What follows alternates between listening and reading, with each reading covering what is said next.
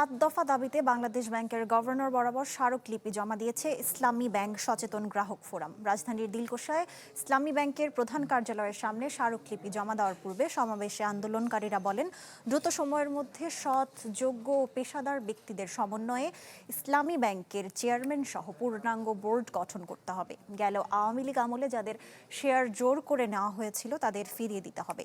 S Alam সহ bank লুটেরাদের বিচারের জন্য আলাদা ট্রাইব্যুনাল গঠন করতে হবে বলেও জানান আন্দোলনকারীরা। বলেন, দাবি আদায় না হওয়া পর্যন্ত তাদের আন্দোলন চলতে থাকবে।